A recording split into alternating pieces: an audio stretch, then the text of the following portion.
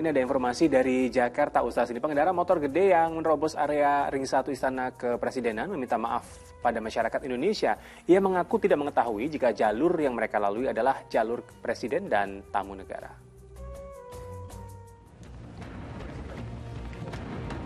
Bersama rekannya, Halid Darmawan mendatangi markas Pas Pampres di Jalan Tanah Abang 3, Jakarta Pusat. Pemuda 20 tahun itu meminta maaf atas aksinya menerobos area Ring 1 Istana Kepresidenan Minggu 23 Februari lalu. Ia mengaku tidak mengetahui jika jalur yang mereka lintasi sedang ada pengamanan tamu negara yang akan lewat.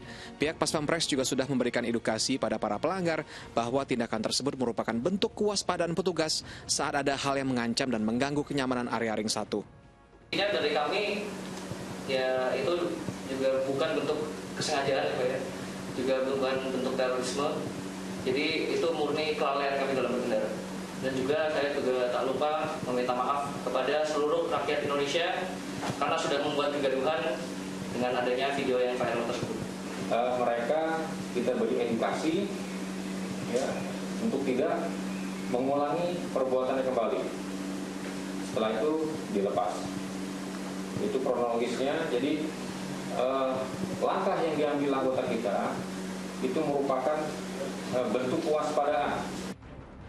Sebelumnya, sebuah tayangan video viral di media sosial setelah salah seorang pengendara motor terjungkal ditendang anggota Pas Pampres yang berjaga di area Ring 1 Istana Kepresidenan Jalan Veteran Gambir, Jakarta Pusat. Para pengendara itu kini telah memenuhi undangan klarifikasi dari Subdit Penegakan Hukum Polda Metro Jaya dan dikenakan sanksi tilang.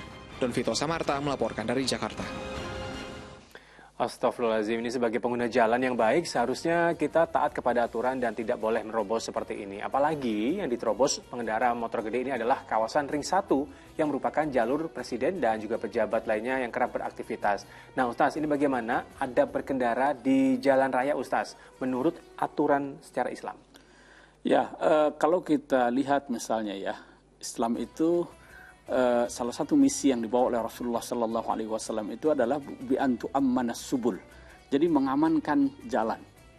Nah di sini bisa dimaknai dengan agar menjaga ketertiban umum ya, ketertiban umum secara umum itu harus dipatuhi. Dimanapun kita berada di lingkungan apapun, ketertiban umum harus dipelihara ya, dan ini Islam menekankan hal itu.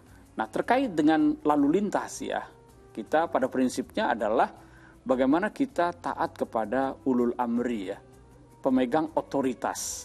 Kalau di jalan itu yang memegang otoritas adalah polisi lalu lintas yang sudah menekankan ini yang boleh dilalui, ini yang tidak ya.